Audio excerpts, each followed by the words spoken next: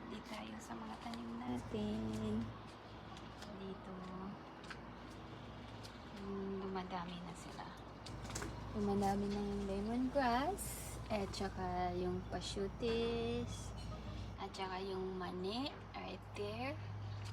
May peanuts.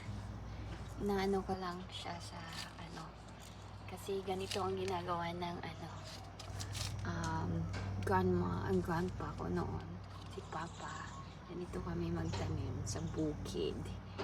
Lagyan mo ng mais, tapos lagyan mo ng peanuts sa ilalim.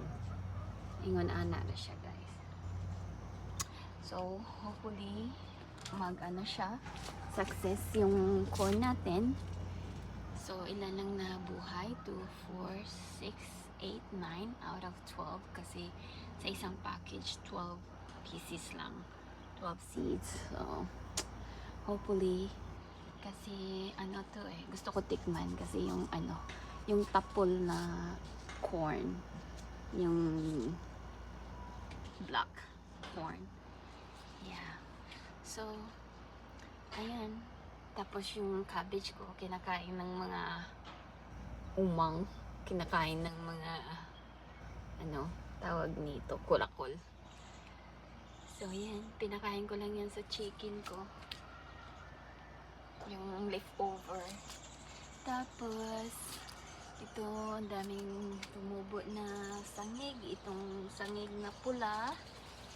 Tapos, yung mint ko, nagka-harvest na ako nito. Na-harvest ko nung isang araw. Ito yung rosemary. Madami na siya. Oregano. Mint. Yung tomato natin. May bunga na. Kunti. Isa. Ayan. Sana, kasi to yung matamis na tomato. At saka ito yung sangig na puti. So, may pula doon. Tapos, ito yung puti. Tapos, may isa pa akong tomato dito. Tapos, yan, another, yung mga lemongrass. At saka, ayun. Iba pa. Doon, may aloe vera din ako dito. Tapos, ang daming tumubo na, yung clover. So, nakahanap ako ng good luck dyan na clover. 4 na, dahon. Ayan, tapos bulaklak.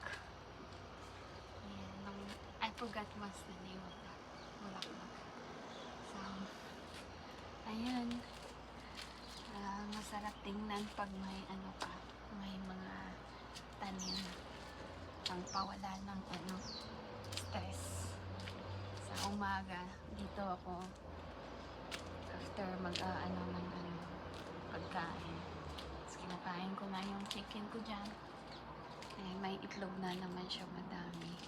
Everyday, nagbibigay ng isa. Okay, hanggang dito na lang. Thank you guys for watching. Okay, anding yung malunggay pala, tinanggalan ko ng isang araw. Ayan, marami na kasi. Alright, thank you guys for watching. Have a good day everyone. Bye-bye.